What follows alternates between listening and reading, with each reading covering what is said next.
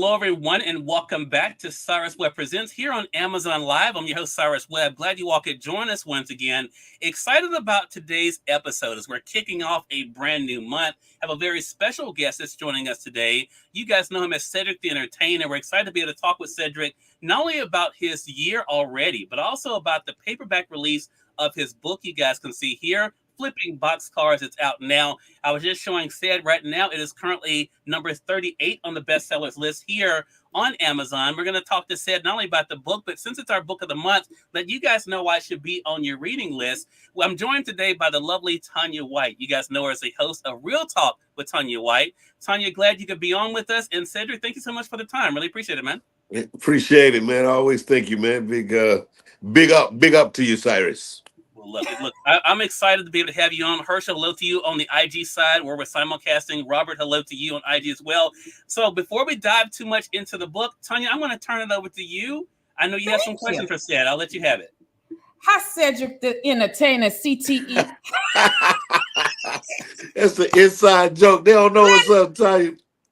I'm fine. My divine nine brother, you see, I'm the 1913 dream. I see you on the Crimson and Cream, and I like that. I want you to say, yo, to my fellow Kentucky Kappa Alpha Psi brothers, B.D. Johnson, my vet, Dr. Isaac, and Dr. Randy Weston. What's up, brothers? Yo, Dr. Isaac, Dr. Randy West. What's up, y'all? What's up? Yo. Now, Cedric, let's just get it out in the open. I've told you offline that I am a big fan, right? Yeah. And in a land called Tanya Land, we have been married for like 30 years, right? Because you're my city baby, right? Locked in. Y'all heard that? Locked in. Now, listen, everybody doesn't know that before you were Cedric the Entertainer, you had another stage name. That's horrible. Let's go. Come on, Cheerio. Where and why? Where did it come from? Cheerio. It was just one of those names. Back then, people had these kind of one-off. You had Sinbad. You had it was another comedian named Kodak at the time. And so, I thought, a C, what starts with a C that also sounds happy. Cheerio. And I thought that was dope. And so I went on with it for about a year. I had the chain and everything. Okay, we're gonna forgive you for that, Cedric. Okay, that was not cool. You wouldn't like Cheerio for that because we would have been calling you Cheerio the Entertainer. Yeah, cheer, little cheer. It wouldn't have worked. Yeah, it wouldn't have worked. It would have played out. Thank you, Jesus, for the blocking. Yeah. Now today we're going to we lost another legend today. A legend icon. We know him. I saw him as Kunta Kinte, the adult version, but everybody knows him even today as everybody's Black TV dad, James Evans, John Amos. Now you have a lot of roles that you play as a positive dad role. What impact did John Amos have on you as James Evans in Good Times? James Evans, he literally was one of the kind of quintessential dad that we all either recognize or wish we had, especially for us with imagery on television growing up in my generation. He was strong. He was determined. You believed him, and he was this kind of this father figure that was, in support of his family, even though he was struggling. Yeah. You saw that's what he was about. He wanted his kids to win. He needed his wife happy, and just coming home, having a good meal and something simple that's what life was all about. And I think, it just became a great model, one of the models for so many TV dads, especially for us to kind of put that image forward that, even when you go up to Uncle Phil or you get to, many of the characters that I played, but all of that strong dad image all kind of stemmed from the great John Amos, man. Great, legendary. We had somebody is tuning in from Ghana, Addie. She's enjoying the show. Now, going to your book, I know Sarah's going to dig deeper, but your main character, Sandy, reminded me of my granddad, Willie English. Mm-hmm. True, right? Suited up, but was into some stuff.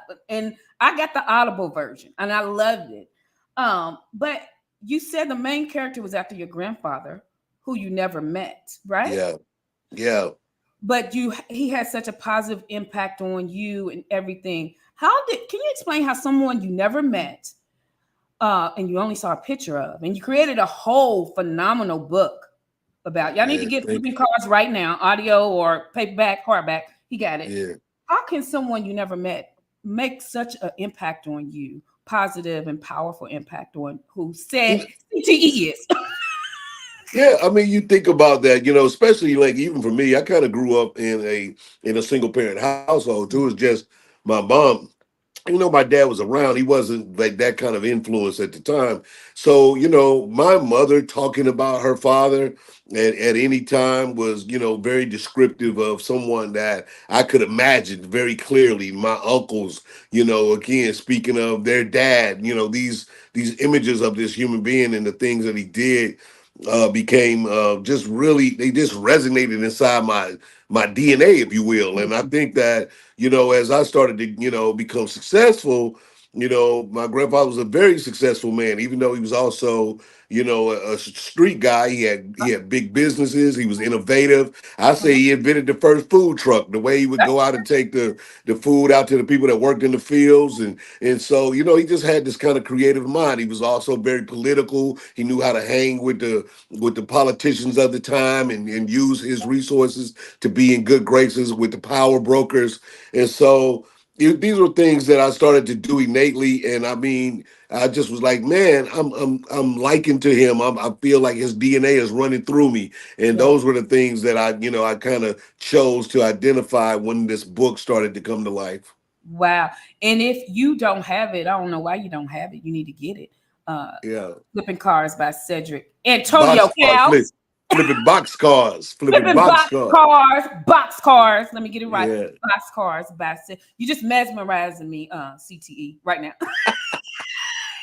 That's what's getting me off focus. Yeah, I like it. Us Delta's about business, but it's Yeah, my dream. I love that though. So listen, getting back to before we go any further. Now, I followed you from Cedric, Jackie Robinson, on the Steve Harvey show. My favorite though is the voice, Valentine, because you sang. A lot of people don't know you can sing, Ceddy. Yeah, yeah. And now Calvin Butler, because I'm in that age group, and Calvin's much like my daddy now, and I'm much like my daddy. At a certain age, you don't just got to deal with a lot of time. I want to live my life. Yeah, get time. Out of all three, which one is your favorite? I think I happen to go back. Somebody's got a Steve Harvey Show fan page up, and I watched some of the old clips of Cedric, Jackie Robinson, and me and Levita, and it was just a fun time. Levita, Alexei Jenkins Robinson. That's right. That's right. Then Levita, Alexei Jenkins, and you know what? It just, I think the spirit of that show, the fact that it was my first one, I got to ride in a shotgun. It was Steve's show, so I got to just go crazy and always have fun. Didn't have to worry about being the main dude doing the heavy lifting. I think that's probably was the most fun for me.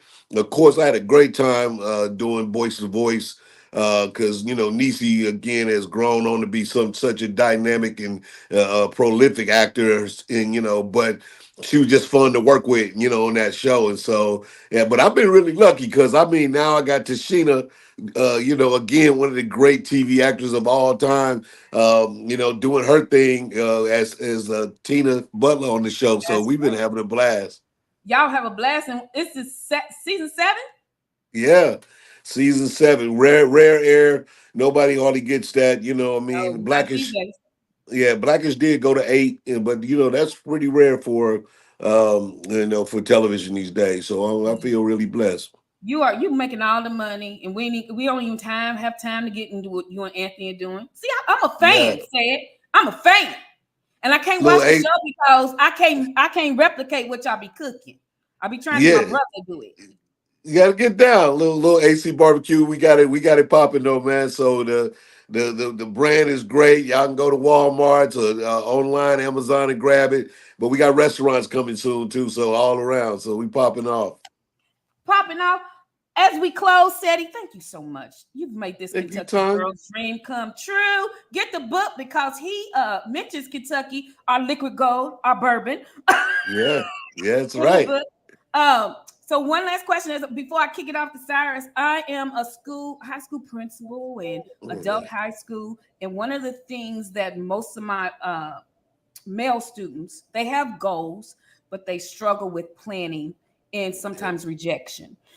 Give us some advice for my Goodwill Excel Center Clarksville champions out here who are having the courage to go back to school. Our school is a second chance high school for dropouts who dropped out before and coming back from 16 on up. What advice would you give our male students, particularly our young African American males, about pursuing their dreams? I'm thinking of one John in particular who wants to be a filmmaker, pursuing their dreams, and they get disappointed or distracted and have difficulties. I think that, I got a son that's 24, and I've always kind of been trying to encourage him. Our generation feels like they have to win it all at once, and it has to, every time, it's got to be the championship win. Your success comes in your effort. I think that every one of you, all of you young men, if you have great ideas, if you believe in yourself, if you have a uniqueness about you, just take a step toward it each day. Try to, and measure that. Measure your success on a daily basis of getting up, getting something done, checking something off your box. I got something I call my agenda. That means I wake up with something that I have to get accomplished today. And that's usually 5 things, but I check off my agenda.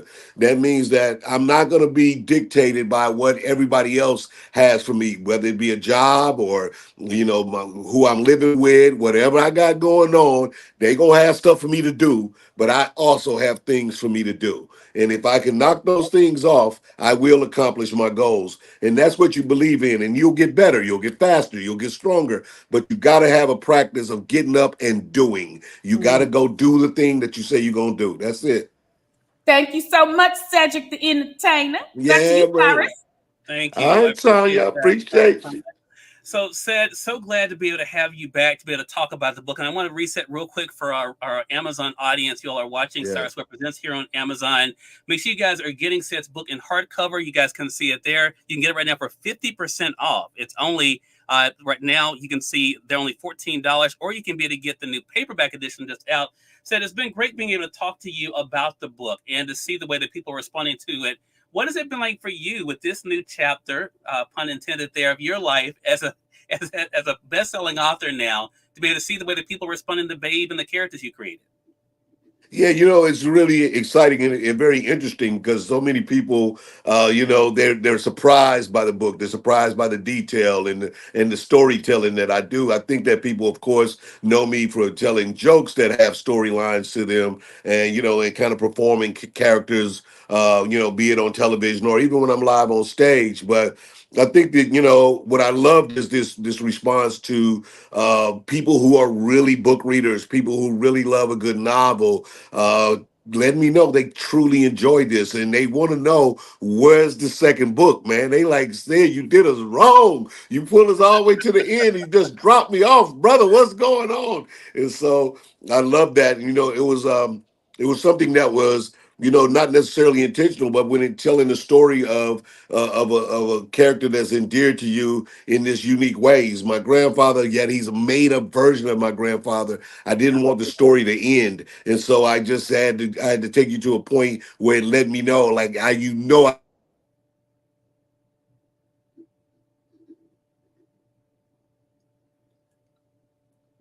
we lost our connection there with Ced. Let's see if we can get it back here.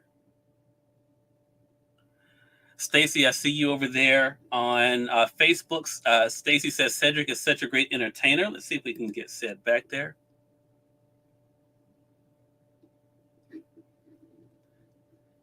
And Miss Queenie, hello to you. Good to see you over there on Facebook as well. ESP Presents, good to see you over there on YouTube. Thank you so much for being on with us as well. While we're trying to get Ced's connection back, I want to let you guys know, if you have not gotten your copy of the book, it is on sale right now. I was telling Ced that the paperback edition right now is now number 38 on the bestsellers list. So make sure you guys do pick it up. The great thing about this book is I know a lot of people were expecting a book about Ced's life, but it's a great novel to really be able to show you what a man is willing to do for his family, and also what it takes to be able to really be able to achieve your goals and your dreams. We're able to see that in the character Babe. He's able to give us in the book, but also the duality of the character as well. Hopefully, we'll be able to get Ced back here. Hey, Lance, going to be able to see you as well. There's Ced. Man, There you go. man, my doorbell is on, and so whenever it comes on here, it interferes with the thing, and then Oh, gotcha. it Hey, loses you completely. all good, all good. But no, to the point you were making, I was just saying to the audience there, said that the great thing about this book is the duality we're able to see with the main character. For those who haven't read it yet, you have Floyd, but of course the streets know him as Babe. In the home, he is Floyd until one point. We won't spoil that for the audience. What was that like for you to show that duality? And that's something that's so realistic, even though you said it in the 1940s, something that people can know what it's like to be able to handle your responsibilities at home, but also be respected and handle your business in the streets as well.